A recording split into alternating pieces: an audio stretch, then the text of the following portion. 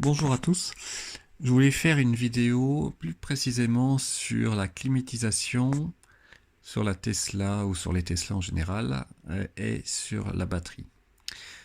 Si vous vous souvenez sur une vidéo précédente, je vous disais que quand j'activais la climatisation ou le chauffage plutôt plus précisément sur ma Tesla en préconditionnement le matin, j'ai vu des fois des pics à 6 kW. Et 6 kilowatts, c'est pas rien quand même. Donc, qu'est-ce que ça signifie? Ça signifie en fait que les Tesla, et notamment la Tesla 3, n'ont pas de pompe à chaleur, mais ce sont des chauffages avec des résistances, donc qui consomment plus. Mais on va voir finalement, c'est pas. Alors, ça consomme plus effectivement, mais ça n'a pas que des inconvénients. Alors, première chose, il n'y a pas un système de résistance de chauffage, mais deux. Un qui est pour l'habitacle et un qui est pour la batterie elle-même. Donc, ce qui veut dire que si par exemple le matin vous mettez votre euh, chauffage, plus donc la batterie en plus n'est pas chaude par exemple, et vous mettez comme destination directement le superchargeur qui est pas loin, euh, vous allez avoir les deux systèmes, les deux résistances qui vont se mettre en marche, donc ça fait 12 kW. Donc 12 kW, c'est énorme. Ça fait, je crois, 1 km par minute de perdu. Ce qui vous fait donc une consommation très importante avant d'arriver au superchargeur. Et si vous la laissez avec votre recharge, votre borne de recharge, dans 12 kW, ça fait une sacrée consommation. Moi, je peux charger maximum à 32 ampères, 7,4 kW, je limite à 16, donc ça fait 4 kW. Donc c'est-à-dire qu'il y a 8 kW qui seraient tirés sur la batterie. Donc c'est pas une bonne solution. Alors, dans quelles conditions la batterie se met à utiliser la résistance pour chauffer? Vous voyez, il y a le circuit là. On le voit presque en entier parce que c'est un fluide évidemment qui refroidit et qui réchauffe la batterie. Et ce qui est intéressant, c'est que le rotor aussi fait partie du système de réchauffage de la batterie. Et donc, quand on regarde ce document que j'ai trouvé sur Wikipédia, on voit que la batterie, le réchauffage de la batterie se met en route quand la batterie est à moins de 8 degrés. Et il faut absolument pas la batterie soit à moins 30. Bon, il y a quand même de la marge, mais parce que là, le liquide qui circule dans la batterie gèle. Donc c'est clair que là, de toute façon, le système de chauffage de la batterie va se mettre en route, je pense, bien avant moins 30.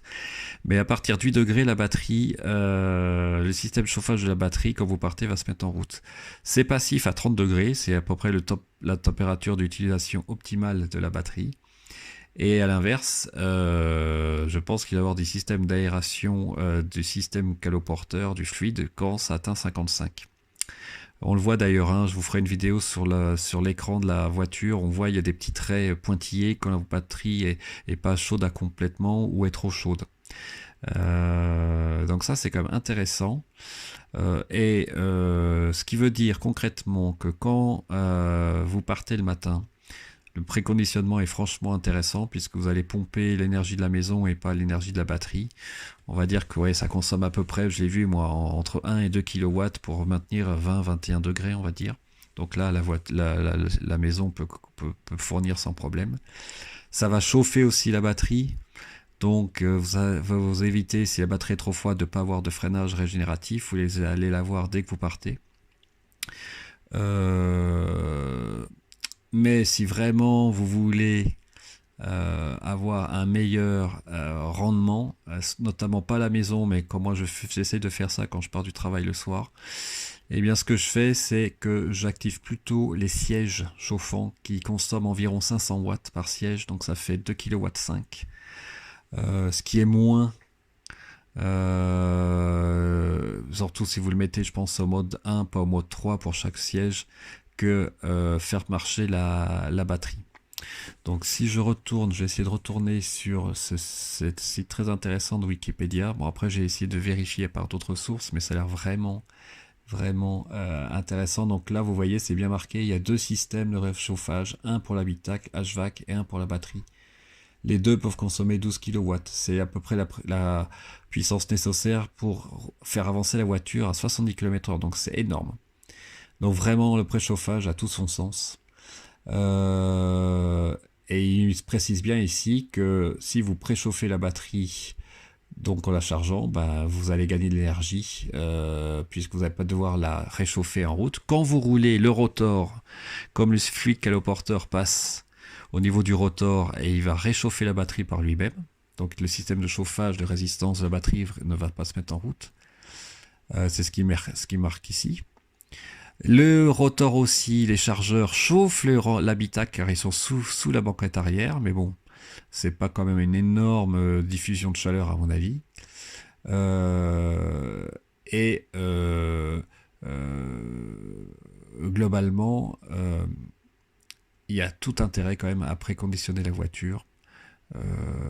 Le soir, moi, ce que j'essaye de faire, c'est de mettre la climatisation quand j'ai une partie de la route qui est en descente. Donc là, tac, j'active la climatisation, j'enlève les sièges chauffants. Et je suppose que je vais consommer moins puisque j'utilise le freinage régénératif pour utiliser le chauffage. Et très intéressant, c'est le bon système aussi. Tesla par rapport à une voiture thermique, c'est qu'avec des résistances, ben, la voiture elle chauffe très vite, quoi. En 15-20 secondes, 30 secondes, vous le sentez, il y a un clic qui se fait au niveau des vannes, des aérateurs. Au bout de 30 secondes maxi, il y a de l'air chaud, mais vraiment chaud qui sort des buses, alors qu'une voiture thermique, s'il fait 0 degré dehors, avant d'avoir de l'air chaud, à mon avis, c'est pas au bout de 30 secondes, une minute que vous allez en avoir, donc c'est quand même un sacré confort. Voilà ce que j'ai voulu dire sur la batterie. Moi, j'ai vu vraiment une différence, enfin, on va dire 10 à 15% de différence de consommation entre une journée où je mets pas la clim ni le chauffage qui fait 20 degrés pendant l'été ou en septembre, et puis maintenant qui fait 5 degrés, là on voit que ça consomme, oui, ça reste raisonnable, 15-20% de plus. Ça fait quand même du 18 kW à 110 km/h. Vous pouvez faire quand même 400 km à 110 km/h. Peut-être que vous en feriez 450 sans la clim. Donc, mais bon, voilà, c'est comme des bonnes indications. Comment le système marche. Il y a un fluide caloporteur au niveau de la batterie qui est réchauffé par une résistance spécifique qui peut pomper jusqu'à 6 kW. Pensez-y. Il y a une résistance séparée pour l'habitacle. Et puis le rotor fait partie aussi du circuit de réchauffage de la batterie. C'est pour ça que d'ailleurs, on le voit, hein, quand on roule, moi au bout de 20-25 minutes, je vois ma batterie qui est complètement chaude. J'ai plus les petits tirets en haut à gauche de l'écran sous le compteur de vitesse. Je pense que c'est vraiment le rotor qui fait son action, on va dire, en diffusant une partie de sa chaleur dans le fluide de la batterie. Voilà, j'espère que cette vidéo vous a plu. Il faudra que je vous fasse une autre vidéo pour visualiser l'état on va dire de fraîcheur ou pas de chauffeur, mais de chaleur de la batterie, hein, ça se voit sur l'écran. Voilà, j'espère que ça vous a plu. Et puis je vous dis à bientôt.